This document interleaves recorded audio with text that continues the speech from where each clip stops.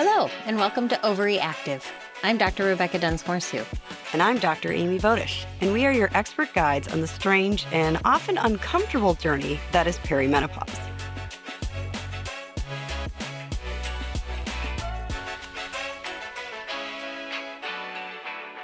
Today, we are starting a 3-part series. I know, everybody's excited about that. I mean, who doesn't love a 3-part series, right? We decided we needed a 3-part series called Your Brain on Perimenopause, because we can't just talk about one part of your brain. So today is part 1, and we're going to address mood in perimenopause. What's up for part 2, Amy? Part 2 is cognition, and this is sort of referring to that word finding issues. I think I'm losing my mind. I need to be tested for dementia that we hear all the time. And we'll also address long-term dementia risk at that time and what we know about dementia risk. We've talked about it a little, I think, in the setting of the WHI, but I think it's good to sort of put it all in one place. Yeah, agree. And then part 3, we're going to talk about sleep, because that's about your brain too.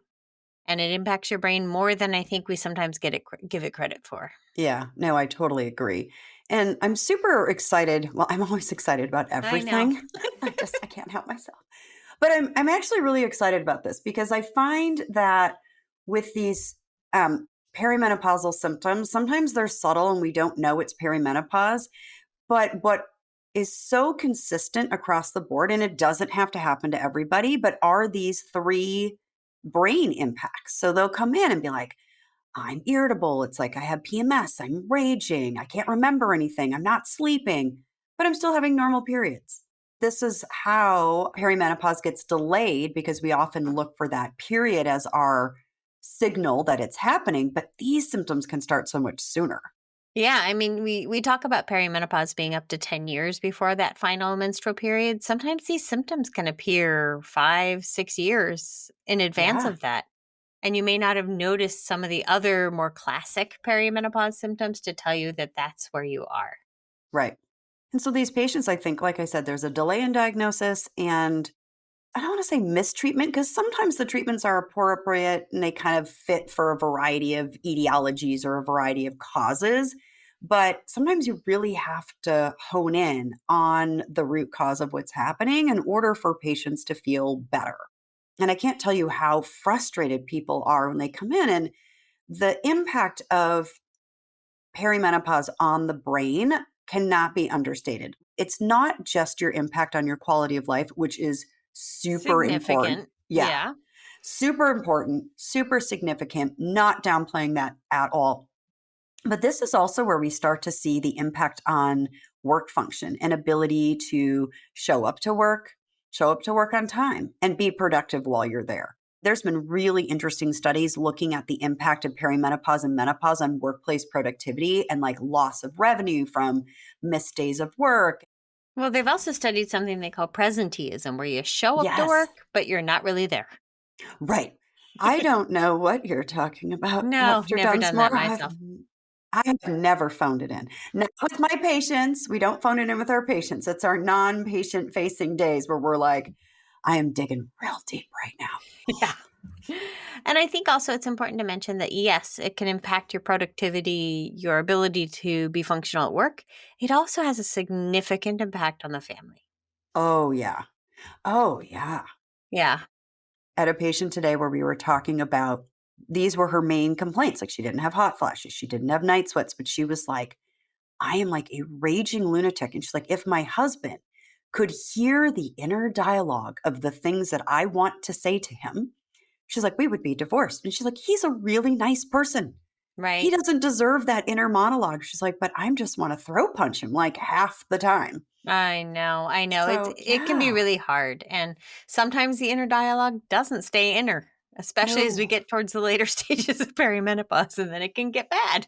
Yep. We're not always filtering the way we used to. No. Yeah. No. Which I get, right? And then you add on. So I'm thinking about, I might be projecting a little bit about myself, but I have a 12-year-old who's about to be 13. And I'm like, oh, it is not good. The combo of the preteen, early teen with the perimenopausal mom. Like, Well, you're both in puberty, so. yeah, basically, we're going through puberty at the same time. And it's Yeah, just not pretty, people. it's It's not awesome. pretty. I know Awesome. sometimes my husband is like, what did I just walk into? And like, what is happening right Yeah. now? Like, what Yeah. is wrong with you people? And I'm like, and then of course, we then both turn on him. And he's like, oh Right. my God, I really shouldn't have stepped in this. No, Nope. don't get in the middle. Nope. My little one just puts her headphones on and like, we'll start watching like something on her iPad. She's like, y'all are nuts. And I'm stepping out of this. Yeah.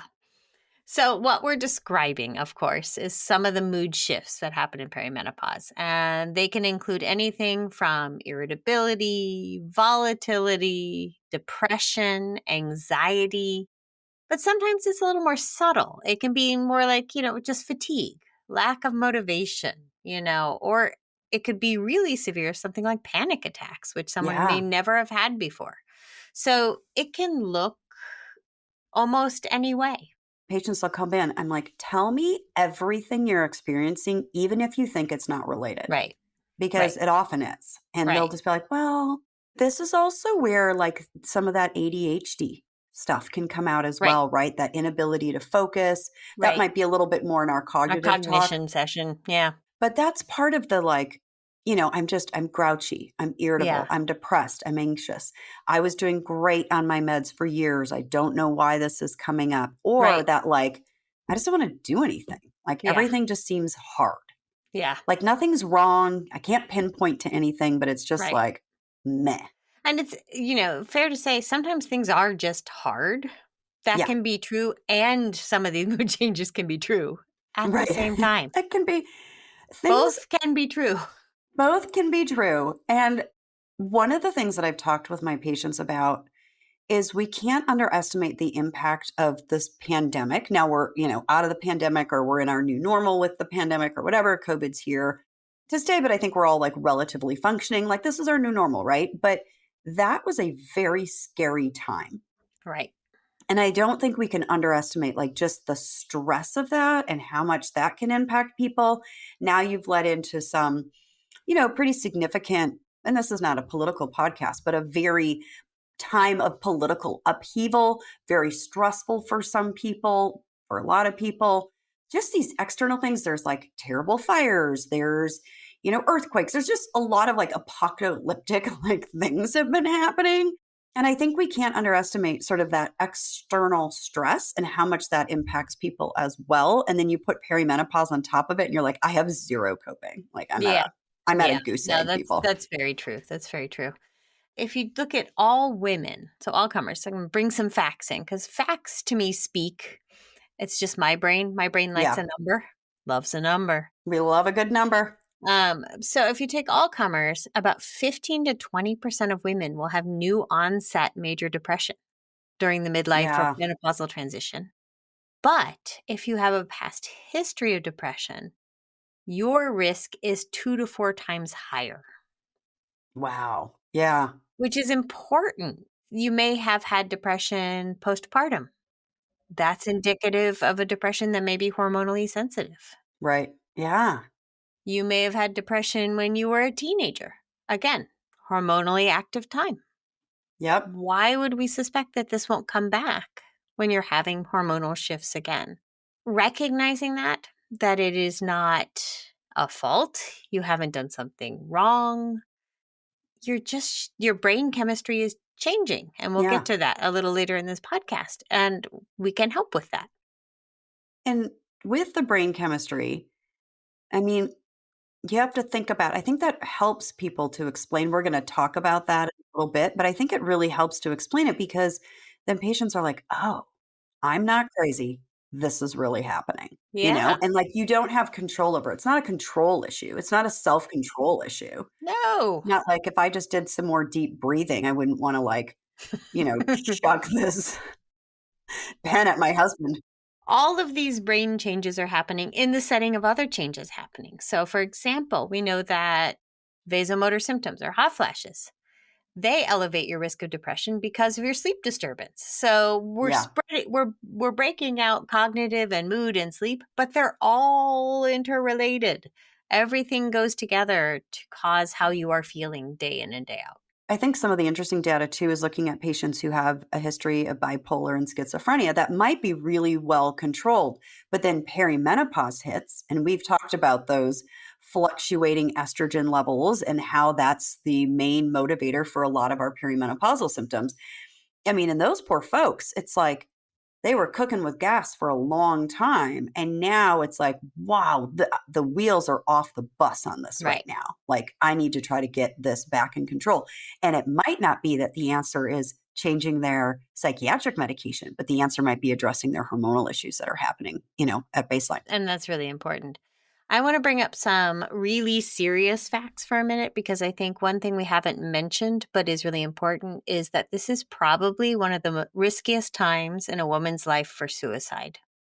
So these brain chemistry changes, these feelings, and this feeling of inability to cope can lead us down the pathway towards considering suicide. And we know from a really well done European study, they showed a 7-fold increase in suicidality in perimenopause versus all other times of a woman's life. Another Australian study looked at it and found that in their population of Australian women, the highest rate of suicide was in 45 to 49-year-olds, which was 10.4 suicides per 100,000 women. And then 50 to 54-year-olds was the next highest group. This is really important. Suicide is never an answer, especially because we can treat this. Yeah, we can make this better. We can make this better. Even if you're, 45 and your periods are normal and you went to your primary and you're like, this is going on in my head. And they're like, well, it's not perimenopause. Right. Try again. Come see someone who understands the menopausal transition. Just keep asking. Because there is treatment. Which, is exhausting, right? It's exhausting to have to advocate for yourself all the time. Hopefully, with this podcast, we can make things easier. We can help people find the words and the tools that they need. I literally just had a patient last week with suicidal ideation in her 40s. And it had to do with her, with her hormonal fluctuations that were happening. When that happens as a physician, like, everything stops. Like, you have to sit down and like really address that. And so you don't just address it with hormonal therapy. You have to address it on many different aspects. And for our physicians who are listening, just kind of have in the back of your mind, like, if somebody comes in like that, like, who are going to be your go-to people to call for help? Because, you need a team, right? And as a patient who might be listening, like, know that we can make this better, and come in and talk to us and use those words. But we can't make it better unless you tell us. Yep. And if you tell us, we are going to make sure we have a plan to keep you safe. Yeah, exactly. Because that's our job. And we can get you through this, but only if we know we can keep you safe while we get you through it. Yep, exactly. All right. On that serious note, let's talk a little bit about brain chemistry.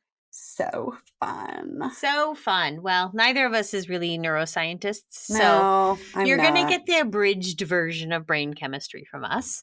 But we can at least talk a little bit about how estrogen modulates brain chemicals. It's very exciting, actually. I'm glad you found it exciting. I found it complicated. It's complicated, and I don't know. I think I just dumb it down enough for me to be like, okay. Great. So maybe you can dumb it down for me.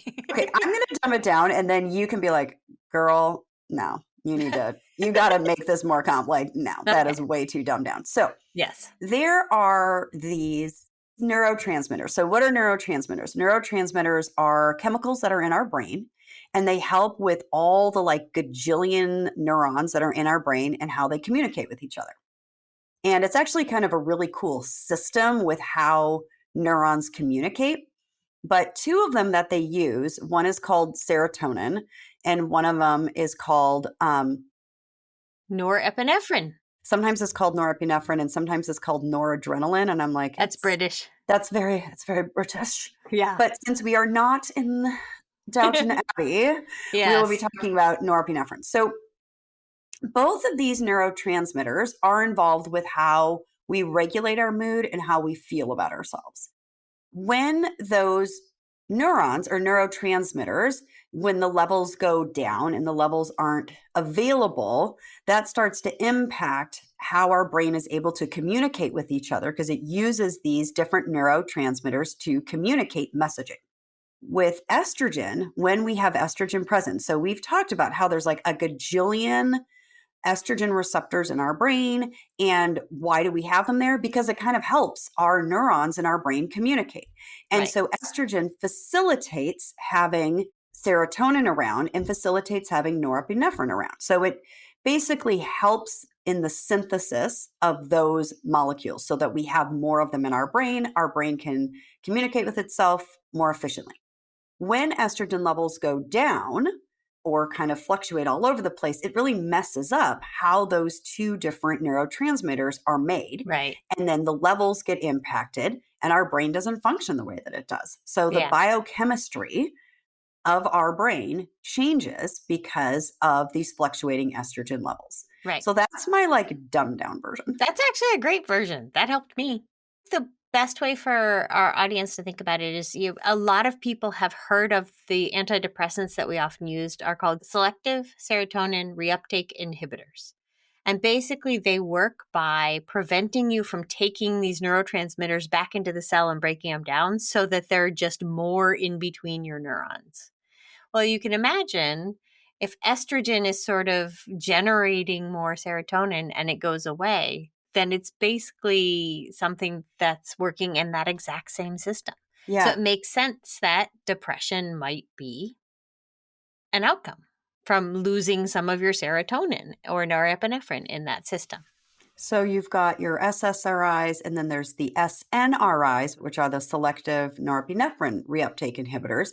And my mind was like blown when I looked at how estrogen impacts the level of norepinephrine and serotonin. So basically the availability of these neurotransmitters to work in your brain. Right. And I was absolutely blown away. I'm like, that explains so much of why in puberty and in perimenopause, when we've got these like, we have estrogen, huge swings. We've got estrogen. We don't have estrogen. You're like, we have serotonin. We don't have serotonin. We have norepinephrine. Sorry, never mind. You don't have any norepinephrine. Like, the on off, it's just your poor brain is like, I don't know what you people want from me. Like, I'm all done. Like, I can't balance. There's no balance.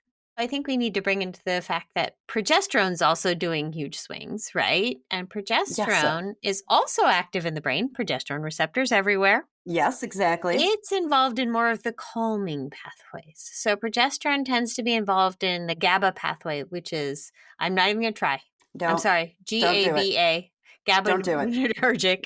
It's a very long chemical molecule that I can never pronounce correctly. So I'm not going there. You don't need to know. There's Greek letters in there as well. Yeah, just let that go. There's just so many things in there.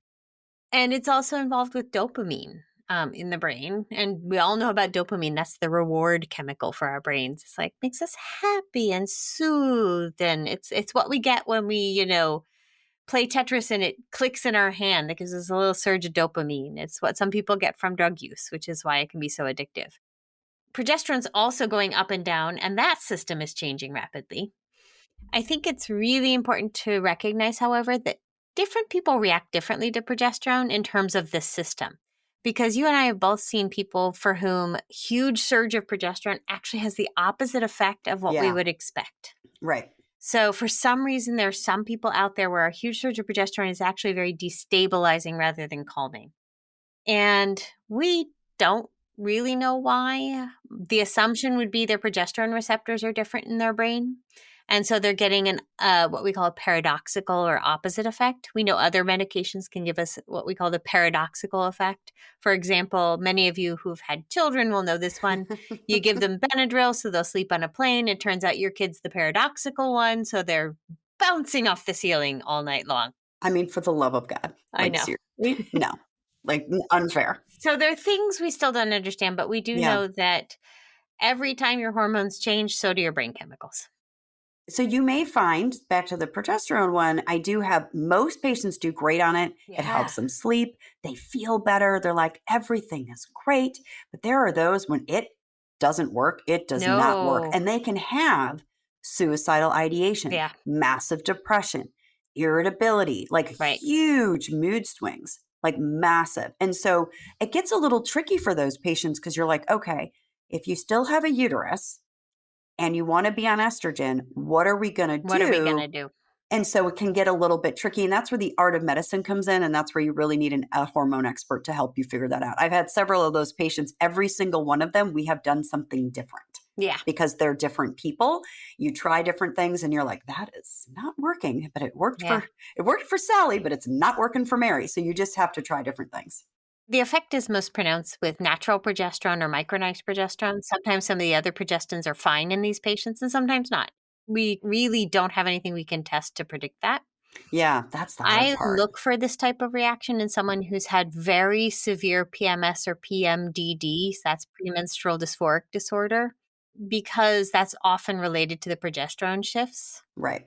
But, sometimes I'm totally surprised.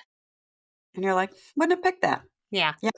But that's why I always tell my patients, we're going to start this. These are the effects I'm expecting you to have. If you have something wildly different, please give me a call. Yeah. Please don't just stop the medication and not come back because we can fix it. And please don't continue taking it being like, I'm sure it'll get better. Yeah. Like no, if you're ever having bad, suicidal ideation or severe depression on a medication, please see your doctor immediately. Stop. Yeah. Yeah. So that sort of brings us to, well, how do we treat this, Amy? Yeah. Well, it's actually really cool. So this is another one of those statistics that like blew my mind. Everything blows my mind when it comes to hormones. I know. I'm going to start like losing credibility when I'm like, my mind's blown. Yeah. Our audience members are going to be like, lady, this is like episode 10 and like your mind's been blown like a 40,000 times. So, yeah. But I actually thought it was really cool because they've done studies looking at different medical approaches to treating these symptoms. So you can treat these symptoms with hormonal therapy and you can treat these symptoms with antidepressants like SNRIs, SSRIs. Again, because you're going after the biochemistry, the chemistry in the brain. So we need to try to get your serotonin, your norepinephrine levels to be in a state that makes your brain happy. And when you look at the data in perimenopausal patients, hormonal therapy was just as effective as antidepressant and anti-anxiety medication, which is like, what? Now, I need to point out that was in perimenopausal patients. So if you're postmenopausal and you're having this and you come in and say, I want etiology. It's different. It's different etiology. It's not due to the fluctuating levels. And hormone replacement therapy doesn't seem to have the same impact in postmenopausal patients. I'm not saying if there aren't other reasons that are going on that hormone therapy couldn't be helpful. Right. I'm just saying, like, when we look at the data, it's not the same for postmenopausal patients. No, although there is good data that shows that combining menopausal hormone therapy and an antidepressant works better than either alone if someone's having a major depressive disorder. Which I think makes a lot of sense because our hormones can only get us so far. And then sometimes we need a little extra boost because sometimes it's not all your hormones' fault. Or sometimes the hormones started a cascade of things and we can only autocorrect so much. And this is something when people talk about how I feel imbalanced, I need to balance my hormones. I don't love the balance my hormone statement. No, because where in reproductive life are we ever in balance? We got this one's up, then this one's up, then back and forth and all over the place. There's no balancing point. No, exactly. They're not ever in a particular ratio or proportion that they need to be in. None of them are in an endocrine system at all. Right. I can talk about, if we want to talk about things that are sort of out of balance, and again, not my favorite use of words, this is a place where we can talk about it because we're like, yes, these neurotransmitters, the brain chemistry isn't where we need it to be. And so we do have to help sort of stabilize where the levels are at. Right. And I also wonder with that last statistic where the two together work better together than either alone, I wonder how much of that is we're actually seeing that we're leaving the menopausal symptoms of sleep disturbance, of fatigue, all those things that come along just with being menopausal helps you to then get over the major depression that is also co-occurring. So, is it simply that the two things are working in the brain together? Is it that they're doing different things, but the combination of effects is working best together? Yeah. I don't know the answer to that, and it may be different for different people. but definitely something to keep in mind. It sort of depends on what stage you're at, what we might recommend. And that's true also of how we might in perimenopause recommend using hormones to balance things out, right? Because depending what stage of perimenopause you are, menopausal hormone therapy may not be enough. Right. I tell my patients it's like pissing in the wind. When your ovaries are like shooting estrogen out through the Yeah. roof, giving you a tiny bit more is not enough to adjust those shifts in the brain. So sometimes we do need to use birth control pills to take over, to say, ovaries, you're out. Goodbye. Right. Like And we're just taking you out of the, yeah, we're you're out all, of the picture. done. This is not going well for anybody. No. Yeah. So this is where we have the conversation of like, it's a matter of it could be birth control pills to start with. It could be birth control pills with an antidepressant or anti-anxiety medication. It could be menopausal hormone therapy formulation with or without an Right. SSRI or SNRI. So there's a kind of a whole combination of things you can do. And then I also am like, okay, what else is going on? Right. What's happening with your sleep? Do you need to see a sleep person? Is there something else going on in your life that medication isn't going to fix? Like, do we need to think about what's one of our favorite things? Cognitive behavioral therapy. Yes. Therapy is almost never harmful. Oh, never. I mean, everyone needs to have some therapy. Yeah. Yeah. And this is an incredibly tense and stressful time in most women's lives. Their jobs are more difficult. Their families are more difficult. They may have aging parents. They may have preteen or teenage children. Their spouses are also under a lot of stress, and the relationships are generally a little bit older at this point. I mean, not if you've been recently divorced or anything, but a lot of people Right. I are mean, that in could be a whole new lease on life. yeah. Some people are in long-term relationships, which aren't as fresh, and maybe you've gotten into some bad habits. So all of those things are piling on. Yeah. And there's only so much we can do with a hormone and an SSRI. Yeah, exactly. What you really need to do is start thinking about what behaviors are going on and how Yep. you react to those behaviors. And that's cognitive behavioral therapy. Which I think is just important in general. We've talked about cognitive behavioral therapy for insomnia. Right. You can do cognitive behavioral therapy for hot flashes. You can do, it's so many different benefits for it. And you can find practitioners that are really mindful and skillful in these different areas. Let's talk just for a moment about cognitive behavioral therapy and what it actually does. Because cognitive behavioral therapy is not about necessarily changing what's going on. It's about recognizing what's going on and changing the way you internally respond. Right.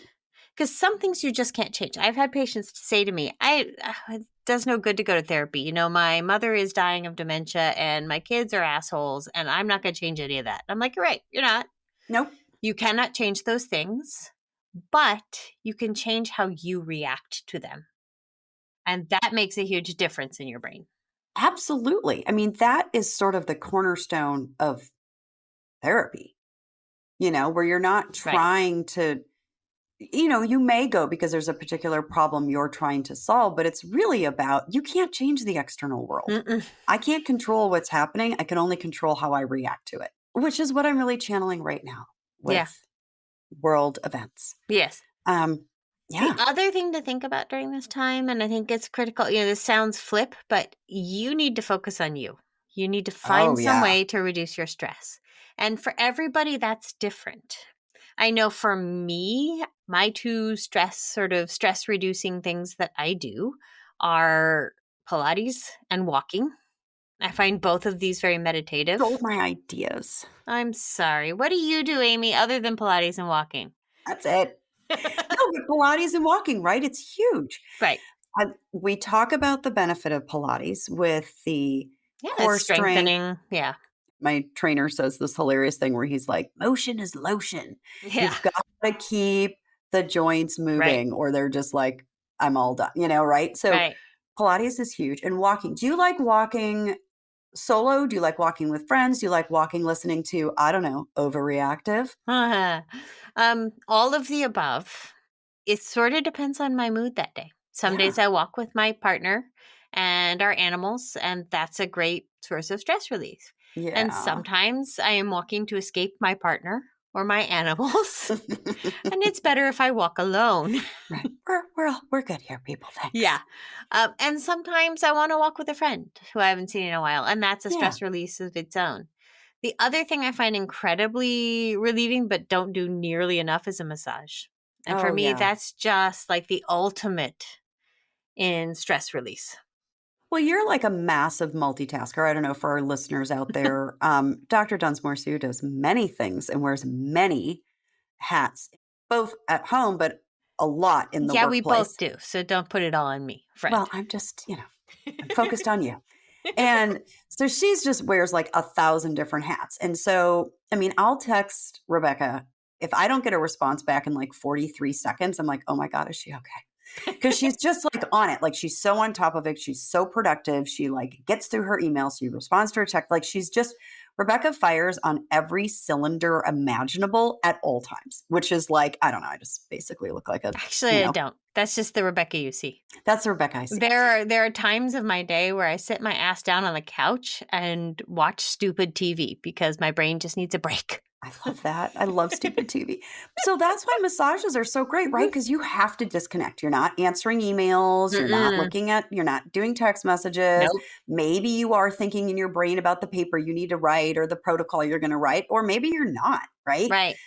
I usually start there and somewhere mid-massage manage to get to the point where I either fall asleep because I'm chronically tired, Right. or it just stops. Like finally, I don't know if they've released enough myoglobin into my system from rubbing my muscles or what, but finally the chatter in the head stops.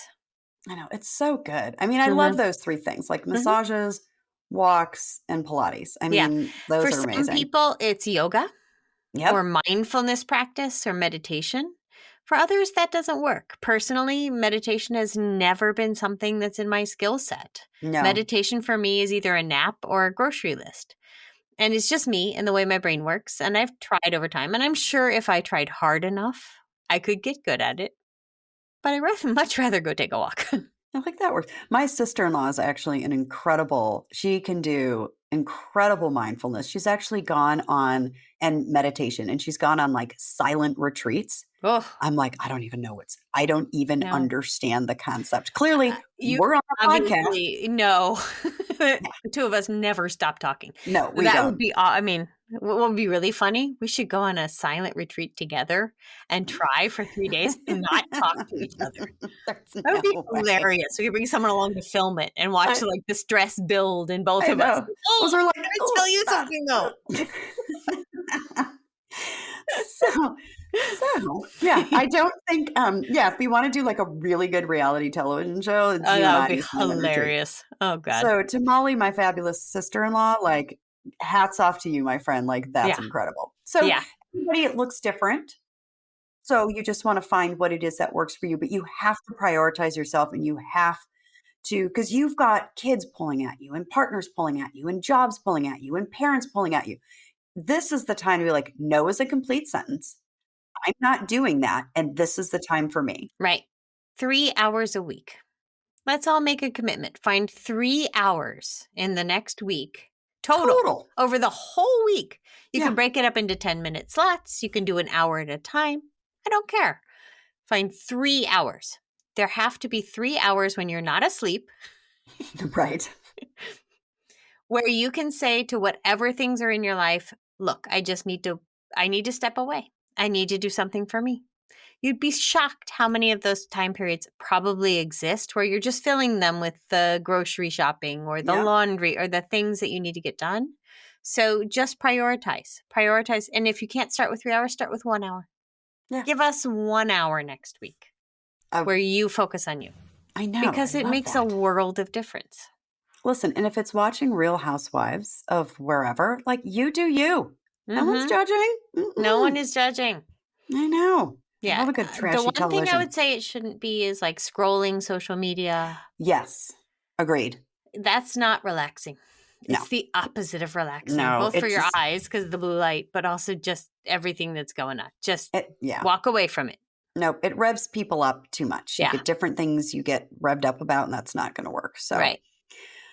All right. Well, I feel like we've talked about kind of the mood. I agree with you. I think we've sort of given people some start points and some definite hints.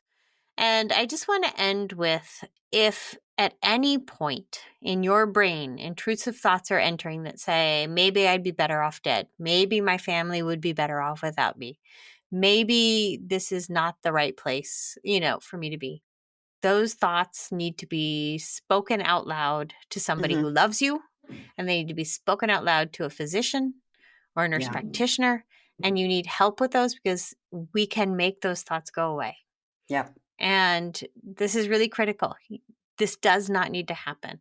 There's also a national text number if you're having these thoughts and you're all alone and it's the middle of the night and you can't get to your doctor. Do you remember, Amy, what the text number is? If not, I'm going to look it up. I don't off the top of my head, but that'll be really important. We can also put it in the show notes as well. Mm-hmm. And while you're looking that up, Becca, I just want to point out that emergency rooms are open 24/7. Yeah, that's true. Yep, this is an appropriate use of the emergency room. Of the emergency room. Correct. Yep. So the text number is 988. So if you text, all you have to say is help to 988. Someone will text you right back. And they'll talk you through it and get you to the people who can help you. You are not alone. No, you are not alone. And you're not the only one going through this. No. I mean, I literally just had someone last week. And I just had someone today in my clinic where the only thing we talked about was the impact of perimenopause on her brain. Yeah. Like that. So. All right, guys, I think for the first time ever, our tagline makes the most sense it ever has. And remember, you're not crazy. This is really happening.